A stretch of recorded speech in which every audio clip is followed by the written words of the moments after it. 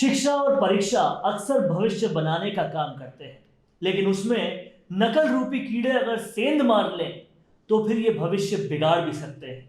राजस्थान में भी ऐसा ही कुछ हो रहा है और रीट की परीक्षा में भी ऐसा ही कुछ हुआ। इसी मुद्दे पर आज हम बात करने वाले हैं। लेकिन अगर आपने अभी तक राजस्थान संवाद चैनल को सब्सक्राइब नहीं किया है तो तुरंत कर लीजिए और पास में बना बेल आइकन भी दबा दीजिए ताकि हमारे विश्लेषण सबसे पहले आपके पास आ पाए, क्योंकि राजस्थान संवाद सबसे बड़ा और सबसे दिलचस्प मंच है विश्लेषण का।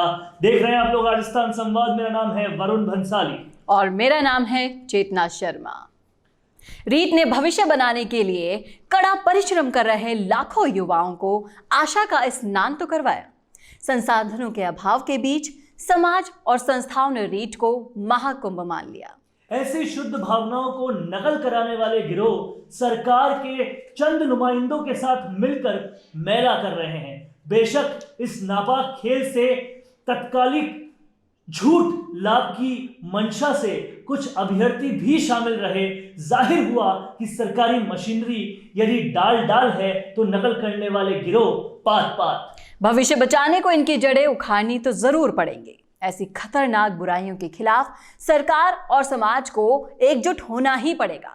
अब मरहम पट्टी की नहीं, एक बड़े ऑपरेशन की जरूरत है।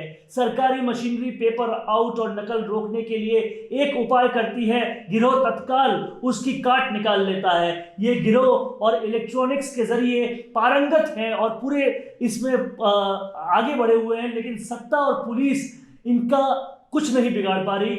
ये बहुत ही गलत हो रहा है और अगर इसे देखा जाए तो इस धरपकड़ की सुर्खियां आजकल अखबारों में सुर्खियां बन रही है। जी बिल्कुल, दुस्साहसों के दिल के भीतर बिल्कुल भी डर नहीं है इन चीजों के लेकर। और रीट का पेपर फिर भी आउट तो हुआ ही। पूर्व में हुए नीट में जब अभ्यर्थियों के मास्क और जूतों में इलेक्ट्रिक डिवाइस मिले तो रीट की गाइडलाइन के तहत इन्हें बाहर ही उतरवाया गया, लेकिन गिरोह ने चप्पल के अंदर डिवाइस फिट कर दिए। और नकल रोकने के लिए कुछ शर्मसार कर देने वाले उपाय भी सामने आए। सेंटर्स पर मास्क, दुपट्टा, जूते चप्पल, कुंडल, झुमके, बालियां, पायजेब, चिटकी तक खुलवा दिए गए और कपड़ों की आस्तीनें तक काट दी गई थी। लेकिन इसके बावजूद भी पेपर आउट हुआ और नकल के प्रयास हुए। प्रदेशवासियों ने रात को रेलवे स्टेशन, बस अड्डों, फुटपाथों पर देश के भविष्य को पढ़ते हुए और सोते हुए देखा है। और सेंटर तक पहुंचने के लिए युवाओं ने कई किलोमीटर जोखिम भरी यात्रा भी की और कई चुनौतियां झेली भी। इन सब से रूबरू होने के बाद शायद ही कोई चाहेगा कि कुछ समाज कंटकों को ऐसे दुष्परिणाम करने पड़े और उसके अब सुधार की बहुत सख्त जरूरत है और ये सुधार होने ही चाहिए। लेकिन आजकल हो क्या रहा है, परीक्षाएं पूरी तरह से इस नकल गिरोह की भेंट चढ़ चुकी है। न सिर्फ रीट की परीक्षा, अगर कालांतर में हम देखें तो बीकॉम से लेकर छोटी छोटी डिग्रियों की भी जो परीक्षाएं होती है वो सारी परीक्षाएं भी नकल गिरोह की भेंट चढ़ चुकी है। पुलिस ने कई बार पकड़ा, लेकिन ये नकल करने वाले अपनी कोई ना कोई काट निकाल लेते थे। ऐसे में सवाल ये उठता है कि वो लोग जो पढ़ लिख कर मेहनत करके आगे बढ़ना चाहते हैं वो क्या करेंगे। कुछ ईमानदार जो बच्चे होते हैं, ईमानदार जो मेहनती लोग होते हैं, जो परीक्षा देते हैं, वो बेईमानी का जो शिकार हो रहे हैं। उसमें दोष किसका है? संगठन का। उसी संगठन में से जुड़े हुए अध्यापक भी पकड़े गए जो नकल करने वाले गिरोहों में शामिल थे। जो लोग पेपर बनाते हैं, पेपर छापते हैं, वो लोग पकड़े गए। तो ये नकल रुकेगी कैसे? और तो और जो इनके मेन सरगना है उनकी फोटो कभी किरोड़ी लाल मीणा के साथ दिख रही है, कभी शिक्षा मंत्री खुद के साथ दिख रही है, कभी लोकसभा स्पीकर के साथ दिख रही है। तो समझ में नहीं आता कि इनके हाथ आखिर कितने लंबे हैं। और अगर इस तरीके से पैसा भी कमाया जा रहा है तो इससे खराब और क्या हो सकता है। और रही बात पॉलिटिकल विल पावर की, पॉलिटिकल लीडर्स खुद कह रहे हैं कि भाई इस एग्जाम को तो किसी तरह से गिनीज बुक में आना चाहिए कि इतने बड़े स्तर पे हमने एग्जाम करा दिया। लेकिन ये ऑपरेशन कौन करेगा कि नकल गिरोह को हटाया जाए। जी बिल्कुल। और अब तो रीट के खिलाफ अर्जियां भी दे दी जा रही हैं कि इसको रद्द किया जाए। लेकिन सवाल यहाँ पैदा होता है कि इतने बड़े लेवल पे एग्जाम होने के बाद, इतनी कोशिशों के बाद जब एग्जाम कराया तो उसे रद्द कैसे किया जाएगा।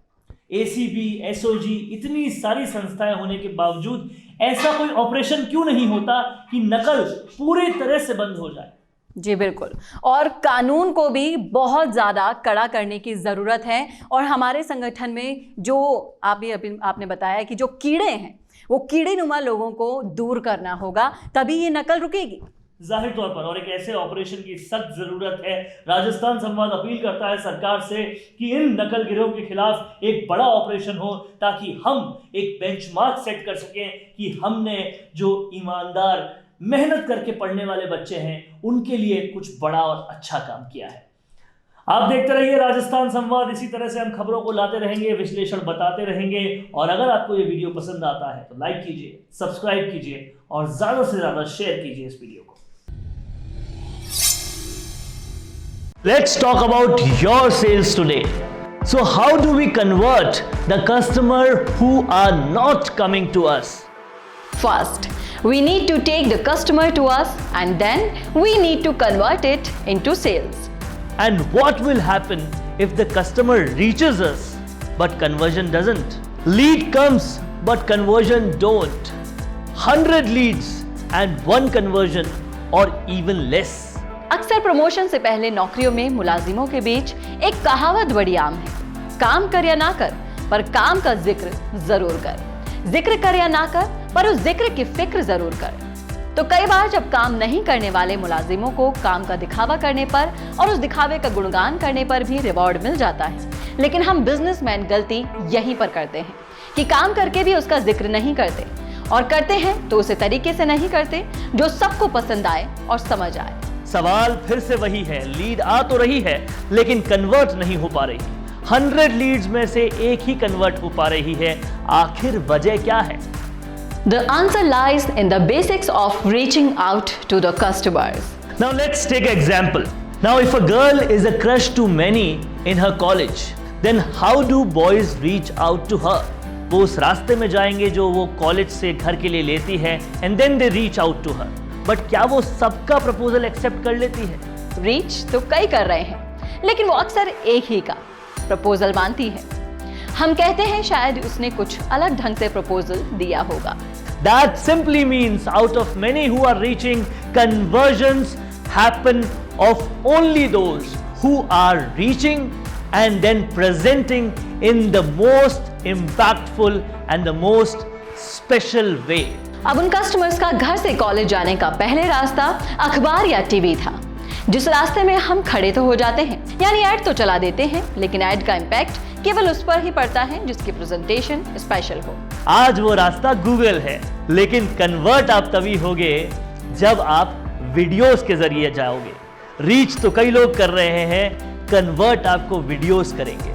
वीडियो सिर्फ बनाने से कुछ नहीं होगा, वो कितना कंटेंट रिच है, कितना कॉन्सेप्ट रिच है, कितना विजुअल रिच है, उससे होगा। वीडियो तो आपका मोबाइल भी बनाता है, लेकिन जब आप डिजिटल क्रांति के जरिए पूरी दुनिया में दिख रहे हैं तो आपकी जजमेंट भी पूरी दुनिया कर रही है। इसीलिए लेवल भी उसी तरीके का होना चाहिए आपके वीडियोस का, और मिशी मीडिया सॉल्यूशंस आपको यही ताकत देता है।